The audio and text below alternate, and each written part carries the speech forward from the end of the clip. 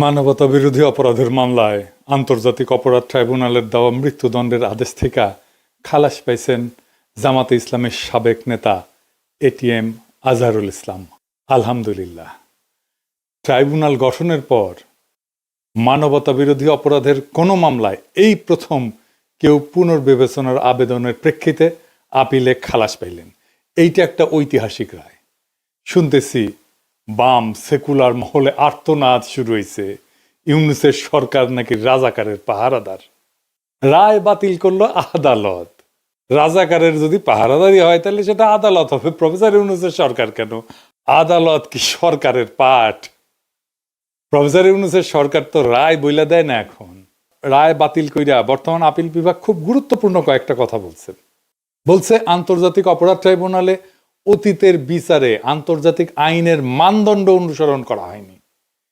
যে সমস্ত তথ্য প্রমাণ এই মামলায় ছিল তা অতীতের আপিল বিভাগে সঠিকভাবে বিবেচনা করতে ব্যর্থ হয়েছে। দুইটা জিনিস বলছে এবং ফাইনালি মতামত দিছে, যেটা পর্যবেক্ষণে বলছে যে এ মামলায় অতীতের রায়ে গ্রস মিসক্যারেজ অফ জাস্টিস হয়েছে, অর্থাৎ বিচারের নামে ব্যাপক অবিচার হয়েছে। আদালতে যে সমস্ত সাক্ষ্য প্রমাণ উপস্থাপন করা হয়েছিল সেগুলোর পর্যালোচনা ছাড়াই ফাঁসি দিয়ে দেওয়া হয়েছিল।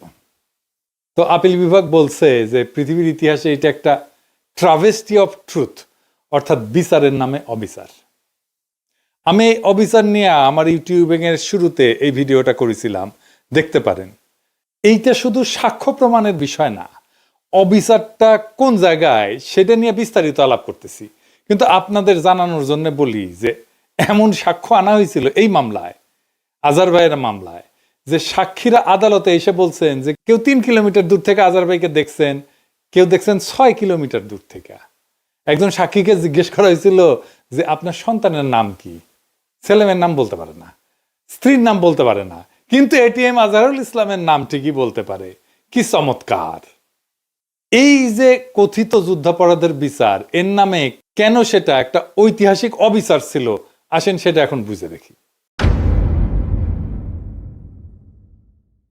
এই যুদ্ধাপরাধের বিচারের প্রস্তুতি শুরু হয়েছিল শেখ হাসিনা সরকারের আমলে 2009 সালে ক্ষমতা আসার পর। কেন হাসিনা এই বিচারটা করতে গেল, এইটা গুরুত্বপূর্ণ, এইটা একটু বুঝতে হবে। 2001 সালের 8ম জাতীয় সংসদ নির্বাচন ছিল বাংলাদেশের রাজনীতির নির্ধারক। বিএনপি ওইখানে 41.40% ভোট পাইছিল আর 193টা আসন পাইছিল। আওয়ামী লীগ পাইছিল একটু কম বিএনপির চেয়ে, খুব বেশি কম না, কিন্তু 40.02% ভোট। এটিতে সে পাশের দুইটা উপর নিচ করে লিখে দেন। আর আসন পাইছিল কত? 62টা। জাতীয় পার্টি পাইছিল 7.22% ভোট, 14টা আসন পাইছিল। আর জামাত পাইছিল 4.28% ভোট, 17টা আসন পাইছিল। বিএনপি জামাত মোট পায় 210টা আসন। আপনারা খেয়াল করলে দেখবেন যে ভোট যে পরিমাণে পাইছে, যে পার্সেন্টেজে পাইছে বিএনপি জামাত, তার চেয়ে আসন সংখ্যা অনেক বেশি। কেন? কারণ বিএনপি আর জামাতের ভোট একসাথে হয়েছিল। বিএনপির সিটে সে জামাতের ভোট পাইছে, জামাতের সিটে সে বিএনপির ভোট পাইছে।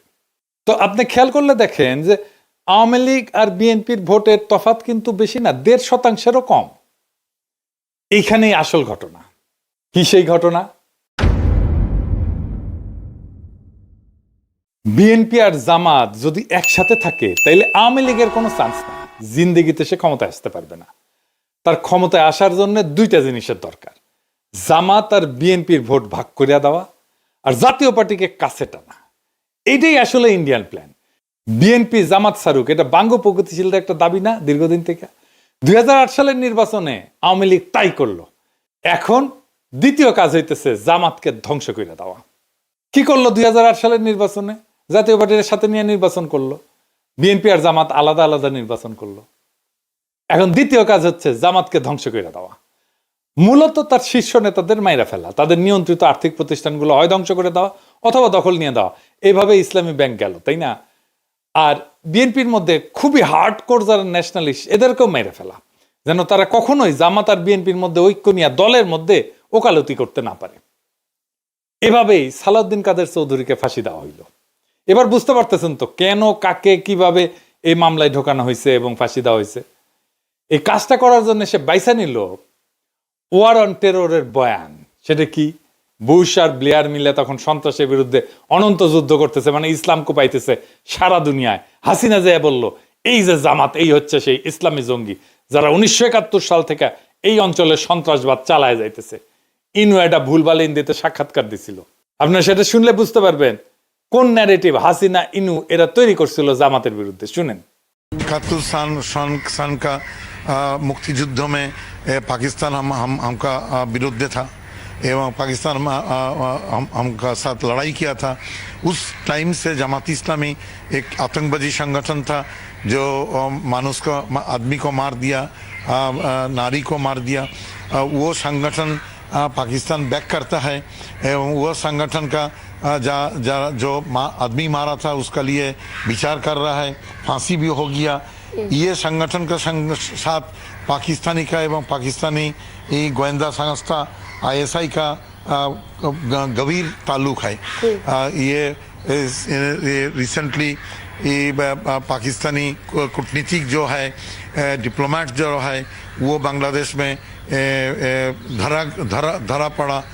बांग्लादेशी ऑर्गेनाइजेशन आतंकवादी संगठन के साथ वो लोग ताल्लुक रखता था, इसलिए बांग्लादेश से उसको निकाल दिया गया है। सो हम लोग सोचता है कि पाकिस्तानी इंटेलिजेंस नेटवर्क ISI का एक हाथ रहता है। এটা অস্বীকার করার উপায় নাই যে জামাত অখণ্ড পাকিস্তানের পক্ষে দাঁড়াইছিল। শুধু দাঁড়াইলে অসুবিধা ছিল না, চাইনিজ বামেরাও অখণ্ড পাকিস্তানের পক্ষে দাঁড়াইছিল। কিন্তু জামাত দুইটা গুরুতর রাজনৈতিক ভুল করে, পলিটিক্যাল মিস্টেক। এক, 1971-এর 25শে মার্চ গণহত্যার প্রতিবাদ করে নাই। গণহত্যা একটা জাতির জীবনে একটা অতি গুরুত্বপূর্ণ এবং বেদনাবহ অধ্যায়, এইখানে আপনাকে মজলুমের পক্ষ নিতেই হবে। 2 নাম্বার রাজনৈতিক অপরাধ হইতেছে সেই সময় প্রাদেশিক সরকারে জামাত যোগ দেয়। 3 জন মন্ত্রী ছিল জামাতের।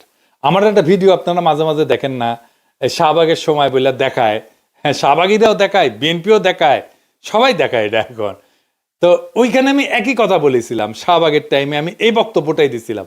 শুনেন। একটা জিনিস বুঝতে হবে, Jamaat was not a mere collaborator, Jamaat was part of east Pakistan provincial government. তারা 4টা মন্ত্রী ছিল, commerce, revenue, industry and education. 4টা মন্ত্রী নিয়ে ইস্ট পাকিস্তান প্রভিন্সিয়াল গভর্নমেন্ট যারা গণহত্যা চালিয়েছে, যারা সেই আর্মিকে, পাকিস্তান বর্বর আর্মিকে নেতৃত্ব দিয়েছে, সেই সরকারের পার্ট ছিল জামাত ইসলাম। সো সেই গণহত্যার, মুক্তিযুদ্ধের সময়ের গণহত্যার সমস্ত অপরাধের নৈতিক এবং বাহ্যিক ব্যবহারিক দায়িত্ব এই সংগঠনটাকে নিতেই হবে। তো এখন ধরেন হাসিনা পড়লো না 5ই আগস্ট, সে তার সরকারে তারপরে নিল আনু মোহাম্মদকে নিল, জুনায়েদ সাকিকে নিল, সিপিবিকে নিল। তো এরা কি তাইলে সেই গণহত্যার দায় নিল না? তো দুইটা মিস্টেক। তো জামাতকে এই প্রশ্নের ফয়সালা করতে হবে বাংলাদেশের রাজনীতিতে। এটা আমি জামাতকে সবসময় পরামর্শ দিই। আমি ওই সময় ওই বয়সে মিস্টেকটা খুব সঠিকভাবে ধরতে পারছিলাম। কিন্তু জামাতের অখণ্ড পাকিস্তানের পক্ষে থাকার দৃষ্টিভঙ্গিটা রাজনৈতিক, মানে এই সিদ্ধান্ত রাজনৈতিকভাবে নেওয়া। কিন্তু কোনো সিদ্ধান্তের ন্যায় অন্যায় বা দায় দায়িত্বের বিচার যদি আদালতে তোলা হয়, সেখানে আদালত সেই রাজনীতির ভালো মন্দের দিক বিচার করতে পারে না, করেও না। আদালতের এটা কাজ না। কারণ কোন রাজনীতি ভালো নাকি মন্দ সেটার বিচার আদালতের এখতিয়ারের বাইরের বিষয়। ধরেন আওয়ামী লীগ ভালো নাকি বিএনপি ভালো, এই বিচারের ক্ষমতা কি এখতিয়ার আছে আদালতের? কোন দল হিসেবে আপনি তখনই তার বিচার করতে পারেন যদি সে ফৌজদারি অপরাধ করে। ধরেন হাসিনা খুন করছে, গুম করছে, ক্রস ফায়ার করছে, আয়নাঘর বানাইছে, এগুলো সবই ফৌজদারি অপরাধ। ভোটাধিকার হরণ করছে, এটাও রাষ্ট্রের জনগণের বিরুদ্ধে অপরাধ। তাইলে 71-এর অপরাধের জন্য কি আমাদের বিচারের সুযোগ কি নাই? অবশ্যই আছে এবং ছিল, কিন্তু কি সেটা? একটা জিনিস খেয়াল করেন যে 71 সালে জামাত যে রাজনৈতিক ভূমিকা নিয়েছিল, এটা ছিল জামাতের রাজনৈতিক সিদ্ধান্ত এবং সেই অনুযায়ী সে কাজ করছে। কিন্তু সেই কাজ করতে গিয়া যদি সে ফৌজদারি অপরাধ ঘটায় ফেলে, আদালত অবশ্যই সে অপরাধগুলোর বিচার করতে পারে এবং করবে। এই জন্যেই আইনি পরিভাষা অনুযায়ী আদালতের এখতিয়ার আছে শুধুমাত্র আইনি অপরাধের বিচার করার। মাথায় রাখেন, আইনি অপরাধ, আইন বলে যেটা অপরাধ, সবকিছু অপরাধ না, আইন বলে। অর্থাৎ আদালত কেবল লিগাল পার্ট বা আইনি দিকগুলোর বিচার করবে। ধরেন 71 সালে ইয়াহিয়া সরকারকে জামাতের সমর্থন দেওয়া কিংবা সেই সরকারে অংশগ্রহণ করা, এগুলো সবই রাজনৈতিক সিদ্ধান্ত। এটা কখনো বেআইনি অথবা আইনের চোখে অপরাধ না, কিন্তু রাজনৈতিক চোখে এটা অপরাধ, এটা ভুল। ফলে এটা কঠোরভাবে নিন্দনীয় এবং সে কারণে এটা অগ্রহণযোগ্য। কিন্তু খেয়াল করলে দেখবেন এই যে রাজনৈতিক ভুলের নিন্দা এটা কে করে, কে রায় দেয়? জনগণ দেয়, আদালতের রায় না। এই রায় দেওয়ার মালিক একমাত্র জনগণ। তার মানে যুদ্ধাপরাধের বিচার কিন্তু কারো পলিটিক্যাল অ্যাক্টের বিচার না। পলিটিক্যাল অ্যাক্ট করতে গিয়া তার সাথে সাথে যদি কোনো ফৌজদারি অপরাধ ঘটায় বসে, সেই সবের আইনি দিক বিচার করে দেখাটাই কেবল বিচারকদের কাজ এবং এখতিয়ারের বিষয়। হ্যাঁ, এটা আমরা আলাপ করছি যে ৭১ সালে মুক্তিযুদ্ধে জামাতের যে পলিটিক্যাল অ্যাক্ট, এই দিক দিয়ে বিচার করতে গেলে জামাত তো অন্যায় করছে এবং জনগণও সেটা মনে করে। কিন্তু এই কথিত যুদ্ধাপরাধের বিচারে সরকার সবসময় একটা বিশেষ সুবিধাজনক অবস্থায় ছিল। কি সেই সুবিধা? সেই সুবিধাটা হইলো এই বিচারের রায়ের আগেই পাবলিক মনে করে যে জামাত অপরাধী, যদিও পাবলিকের এই মনোভাব এবং তার সিদ্ধান্ত এইগুলা কোনো আইনি দিক বিবেচনা করে নেওয়া রায় না, কিন্তু এগুলা মূলত পাবলিকের সেন্টিমেন্ট, রাজনৈতিক বিবেচনা। আর এই সুবিধা কাজে লাগাইয়া পাবলিকের রাজনৈতিক অবস্থানের উপরে ভর কইরা সরকার বা আদালত বড় অকাম করে ফেলছে। এটা বেআইনি এবং অবৈধ হওয়া সত্ত্বেও এইখানেই এই যুদ্ধাপরাধ আদালতের দায়। যুদ্ধাপরাধের বিচারের নামে শেখ হাসিনার কথিত সেই আদালত এই অন্যায় কাজটা করছে মৌলিকভাবে ৩ জায়গায়। ১ নাম্বার, একটা অপরাধ যখন সংগঠিত হইতেছে আপনার তখন জানা থাকা লাগবে যে এইটা অপরাধ। ধরেন বাংলাদেশের আইন হইল যে জাউরার সিল বইলে ভিডিওতে সিল দেওয়া যাবে না, ফেয়ার এনাফ। তো আমি আর কাউরে ভিডিওতে সিল দিব না, এটা যখন আইন হয়েছে তারপর থেকে। কিন্তু আজ থেকে 10 বছর পরে আইন বানায় আমার আইসা যদি ধরে বলে ওই তুমি 10 বছর আগে জাউরার সিল দিছিল না তোমার ভিডিও, তো তোমার ফাঁসি হবি, এটা বললে তো হবে না। এটা বললে হবে যুদ্ধাপরাধ বিচারের ট্রাইব্যুনালের আইন সব বানানো হয়েছে হাসিনার আমলে। বানায় বলা হইতেছে তুমি ওই 1971 সালে এই অপরাধ করছিলা, কারণ এটা এখন অপরাধ। তো হাসিনার আমলে আইন বানায় 40 বছর আগের একটা ঘটনা বিচার করা হচ্ছে, এটা করা যায় না। 2 নাম্বার, সাক্ষ্য আইন বদলায় দেওয়া। এখানে আইন কইরা নেওয়া হয়েছিল যে যুদ্ধাপরাধ বিচারের ক্ষেত্রে প্রচলিত সাক্ষ্য আইন প্রযোজ্য না, মানে কোনটাকে আমি সাক্ষ্য হিসাবে বিবেচনা করব, সেটা একটা সাক্ষ্য আইন আছে। তার মানে বিচারক যদি মনে করে যে লোক মুখে শোনা কথা সাক্ষ্য হইতে পারে, তাহলে শোনা কথাকেও সাক্ষ্য বেলা গ্রহণ করা হবে। ফলে এটা আদতে কোনো বিচারই হয় নাই, হইতেই পারে না। পরিষ্কারভাবে একটা প্রেজুডিস, মানে ধরেন পত্রিকায় প্রকাশিত সংবাদকে সাক্ষ্য হিসেবে ধরা হয়েছে। যদি তাই হয় তাহলে তো আমারও ফাঁসি দেওয়া যাবে, আর তাজ হাসমিনও ফাঁসি দেওয়া যাবে। কারণ আমার নামে তো, তাজ হাসমিন নামে তো ভয়ঙ্কর সাইবার সন্ত্রাসী বইলা নিউজ ছাপাইছিল, তাই না, অনেক পত্রিকা। এখনো সালাউদ্দিন শোয়েব চৌধুরী বালসাল পত্রিকা আর্টিকেল লেখে, তারা আমাদের ইসলামী জঙ্গি বলে। তাইলে বুঝেন কি ভয়ানক অবস্থা করে রাখছে। তার মানে যেটা সাক্ষ্য হিসাবে আদালতে বিবেচিত হয় না, সেটাকেও সাক্ষ্য বানাইছে। আপনার নামে একটা পত্রিকায় নিউজ ছাপে দিবে, তারপর ওইটা দিয়ে আপনারে ফাঁসি দিয়ে দিবে। 3 নাম্বার, আদালতের বিচারের ক্ষেত্রে সুনির্দিষ্ট ধারার ঠিক কোন ধরনের কাজ করলে কোনটা অপরাধ গণ্য করা হবে, সে অপরাধের কি শাস্তি হবে, এই বর্ণনাগুলো তালিকা হিসেবে ধারাবাহিকভাবে কোড হিসেবে সাজানো থাকে। এটাকে বলে পেনাল কোড। আদালতে অভিযোগ দায়ের করার টাইমে অপরাধের ওই ধারাবাহিক নাম্বার উল্লেখ করে মামলা সাজানো হয়। এটাই আমাদের প্রচলিত ভাষায় অপরাধের ধারা বলি। যেমন ধরেন কওয়া যায় 302 ধারা মানে এটা খুনের অপরাধ, 420 মানে 420 বলি আমরা যেটা, এটা হইতেছে প্রতারণার অপরাধ। এইরকম খেয়াল করবেন, যুদ্ধাপরাধের বিচারের আইনে কয়া দেওয়া হয়েছিল প্রচলিত পেনাল কোড এই বিচারের ক্ষেত্রে প্রযোজ্য না। এবার হাত পা বাইন্দা গোলপোস্ট যদি ইচ্ছামাফিক সরায় দেওয়া হয়, তাহলে এটাকে কি আর বিচার বলা যায়? বিচার বলে কিছু অবশিষ্ট থাকে? তার মানে এখানে পুরাটাই বিচারকের খেয়াল খুশি মর্জির উপরে ছেড়ে দিয়া কথিত বিচারটা করা হয়েছে। ঠিক কোনটার কারণে এটা অপরাধ হিসেবে গণ্য হয়েছে, এটা থেকে শুরু কইরা চার্জ গঠন, এমনকি ওই অপরাধের কারণে কি শাস্তি দেওয়া হবে সেটাও মর্জি মতো। ফলে বিচারক মর্জি মাফিক বেকসুর খালাস থেকে শুরু করে মৃত্যুদণ্ড পর্যন্ত সব ধরনের শাস্তি দিতে পারছে। চার্জ গঠন, বিচার এবং রায় সবকিছু ক্ষমতাই বিচারকের হাতের মুঠায় ছিল। এটা কোনো বিচার না, এই জন্য এটাকে জুডিশিয়াল কিলিং বলা হয়েছে। এইসব তুগলুকি কারবার আমরা সেই 2010 সাল থেকে দেখে আসতেছি। তাই আমার মনে শুধু একটাই প্রশ্ন জাগে, বিচারের নামে এইসব বুজরুকি, এইটা একজন আইনের প্রাথমিক ছাত্রের কাছেও তো ধরা পড়ার কথা। বিচার প্রক্রিয়ায় যে ফাঁকগুলা, এটা সাধারণ চোখে দেখা যায়। অথচ যুদ্ধাপরাধের বিচারের নামে এই ঐতিহাসিক অবিচারের বাটপাড়িগুলা বামপন্থীদের নজর এড়িয়ে গেছে। এখনো তারা হা হুতাশ করে। এমনকি যারা আইনের লোক তাদেরও, বামপন্থীদের কি দায় নাই তাদের নেতা কর্মীদের আইনের প্রাথমিক ধারণা দেওয়ার? আজাদ সাহেবের খালাস পাওয়ায় বামদের আহাজারিতে একটাই ব্যাখ্যা, সেটা হইতেছে ওনারা বাঙ্গ প্রগতিশীল এবং বুঝতেই পারতেছেন সেই কারণে ওনারা ধর্মবিদ্বেষী। কাজেই জামাত মারার নামে ধর্ম উচ্ছেদের এই মহান আয়োজনে এই সময় তো তিনি ঘরে বসে থাকতে পারেন না। প্রগতিশীলতার নামে, ইসলাম কুপানোর নামে সমাজের এই কথিত প্রগতিতে সামিল না হইয়া উনি কেমনে থাকবেন?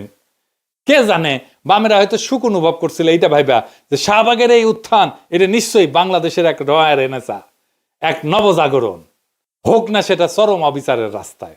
তবুও আমেরিকা এবং শেখ হাসিনার কোলে বৈশা ইসলাম কুপানির এই মহোৎসব এটাতে সামিল না হওয়ার নস্টালজিয়ায় তারা ছাড়তে পারতেছে না।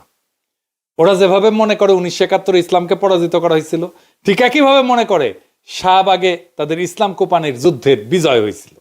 তাই আজার ভাইয়ের মুক্তি একটা ল্যান্ডমার্ক, বাংলাদেশের জন্য একটা ঐতিহাসিক ঘটনা। যদিও অনেককে আমরা হারাইছি, হাসিনা পতনের মাত্র কিছুদিন আগে আমরা মাওলানা সাইদিকে হারাইছি। আরো অনেকে আছেন যেমন মাওলানা আবুল কালাম আজাদ, ওনার মামলাটার নিষ্পত্তি দরকার। এই সাথে 1975 আগস্ট বিপ্লবী যারা আছেন, ওনাদের মধ্যে যারা বেঁচে আছেন, তাদের মামলাগুলো ফয়সালা করে ওনাদের সসম্মানে দেশে ফিরে আনা হোক। আজার ভাইয়ের খালাস শুধু একজন মানুষের মুক্তি না, এটা বাংলাদেশের বিচার ব্যবস্থার উপর চাপায় দেওয়ার রাজনৈতিক প্রতিহিংসার মুখোশ খুইলা ফেলার প্রথম ধাপ। এরাই দেখাই দিল যে সত্যকে দমায় রাখা যায়, কিন্তু মুছে ফেলা যায় না। যুদ্ধাপরাধের নামে যে ট্রাইব্যুনাল বানানো হয়েছিল তা আদতে ছিল একটা রাজনৈতিক হত্যার যন্ত্র, যেখানে আইন ছিল সাজানো, সাক্ষ্য ছিল বানানো, আর বিচারকের মর্জি ছিল শাস্তির একমাত্র মানদণ্ড।